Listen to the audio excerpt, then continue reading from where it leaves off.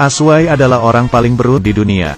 Setiap hari selalu berfantasi menemukan banyak pacar. Baru saja keluar rumah, Tuhan memberinya seorang pengantin. Tapi sayang, lemparannya tidak akurat. Satu-satunya baju trendy dia kotor. Dia depresi, ingin mendapatkan libur sehari. Tidak diduga, bos menyuruhnya untuk tidak bekerja. Apakah kamu memecatku? Kurung tutup. Lalu Aswai pergi ke sebuah toko serba ada untuk melamar pekerjaan.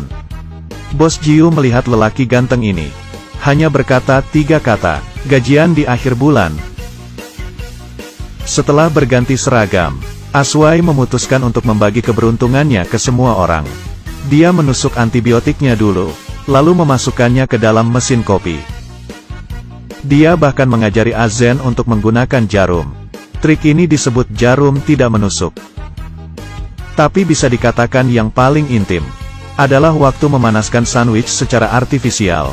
Sekarang tidak banyak staf yang baik. Tunggu aku sebentar melihat CCTV. Kalau itu kamu, tinggal menunggu untuk dipecat. Bos Jiu melihat bahwa mereka melakukan pekerjaan yang baik. Gemetar karena marah. Sangat tidak habis pikir. Lalu Jin Ye memasuki toko. Terlihat seperti bapak-bapak yang sudah pensiun. Ternyata dia adalah seorang perampok yang cepat dan kejam. Melihat bos Jiu menjadi bos Maru, semua orang ketakutan. Pada saat ini, tamu yang lebih berbahaya muncul. Aku hanya ingin membeli permen. Kurung tutup. Selamat datang. Baru saja datang sudah mau pergi. Jin Ye mengeluarkan tali sepanjang 40 meter untuk mengikat Xiaomei. Cuma mengikatmu, tidak perlu teriak terlalu keras. Menghadapi perilaku yang begitu kejam, para lelaki itu menundukkan kepala, mereka terangsang. Baru saja selesai menghadapi Xiaomei sebagai tamu. Kali ini seorang pria memakai jas masuk. Menggunakan kacamata hitam di malam hari. Sekilas saja langsung tahu kalau dia adalah seorang karakter yang kejam. Balik badanmu.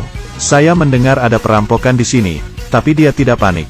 Dengan hanya satu telapak tangan. Ternyata orang ini adalah gangster Sang Biao dari Majiatun. Semua orang mengira telah selamat. Dia tidak pernah mau kehilangan kesempatan ini. Memaksa Xiaomei untuk membuka mulutnya dan menelan permen. Tiba-tiba ada ledakan. Sang Biao terpental. Untuk waktu yang lama, pria yang datang untuk meminjam toilet sebelumnya. Sebenarnya seorang polisi. Saya adalah seorang polisi. Stasiun utama saya memiliki kasus yang besar. Satu untuk perampokan dan satu lagi untuk itu. Tolong kirim bala bantuan. Bala bantuan datang dan menangkap para perampok dengan cepat. Tetapi petugas polisi menemukan ada sesuatu yang tidak beres. Seorang pria terbunuh 2 hari lalu. Nomor di senjata itu juga 13.691. Melihat identitasnya terkuak, Qiang menarik senjatanya dan menembak.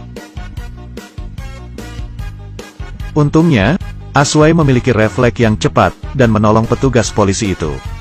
Pada saat kedua kubu menemui jalan buntu, seorang anak kecil membuka pintu toko. Membunuh adalah membunuh, tetapi tidak cukup menakut-nakuti bunga-bunga di tanah air. Semua orang setuju. Istirahat, selama 5 menit. Baiklah. Azen membantu anak itu membeli boneka itu. Para pria mengobrol dan bermain kartu. Terlihat sangat indah. Sayang waktu berjalan terlalu cepat. Begitu anak itu pergi, semua orang kembali ke posisi semula. Jam di angka 12 kita mulai, oke. Sudah siap untuk menolak, tetapi dia tidak tahan melihat orang yang kuat. Maaf, saya mencuri waktu. Pria itu menceritakan ceritanya sambil meminum kopi. Tanpa mengkedipkan matanya. Dia adalah petugas polisi yang menyamar, menderita kepribadian ganda karena terlalu banyak tekanan. Saya menembak rekan saya beberapa hari yang lalu. Sebelum cerita itu selesai, ada yang mengetuk pintu. Apakah ada orang?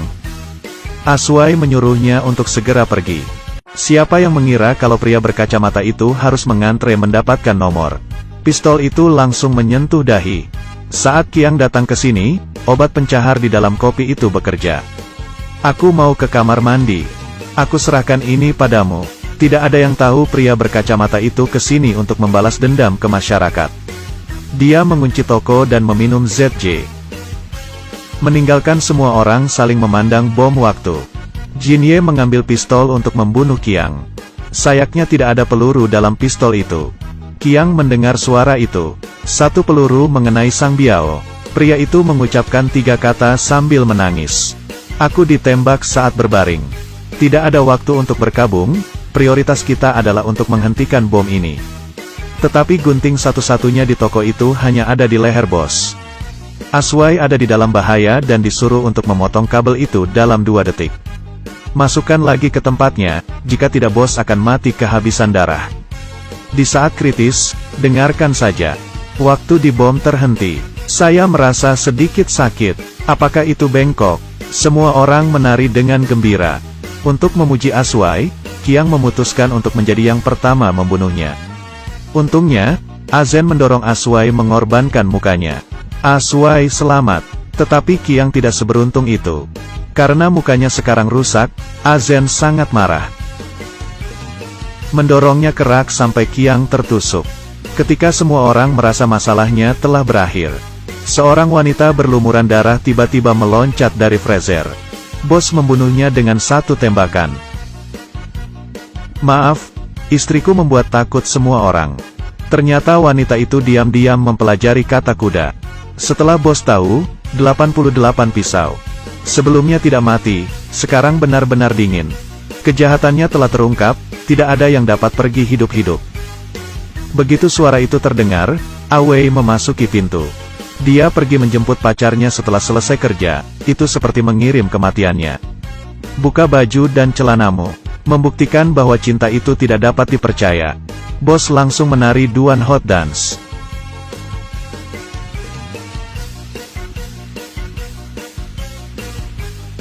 Sangat tidak terpikir. Azen langsung dalam bahaya. Dengan tembakan di kepala, Awei mati. Jin Ye yang selama ini hanya menonton mereka, memakai kesempatan itu. Membunuh bos dengan serangan diam-diam. Membunuh yang lainnya dengan 3 tembakan. Kemudian menanyakan pertanyaan yang susah dijelaskan. Bintang manakah yang paling terkenal? Aswai tidak banyak berpikir. Huazi. Jin Ye berkata, Huazi masih Huazi. Dan sekarang kamu sudah berubah dari anak kecil ke seorang paman. Dan tidak lama lagi, kamu akan menjadi satu. Sampah tetaplah sampah seumur hidup. Ini adalah fakta yang tidak akan berubah. Tetapi Aswai masih memiliki harapan. Aku ingin bertengkar dengan Jin Ye. Punya keberanian untuk berjudi sekali saja. Kamu boleh membunuhku, tapi itu membuktikan, nasibmu tidak sekeras aku. Kamu bukan pemilik hidupku. Untuk membuktikan dirinya lebih keras lagi. Jin Ye menerima judi itu.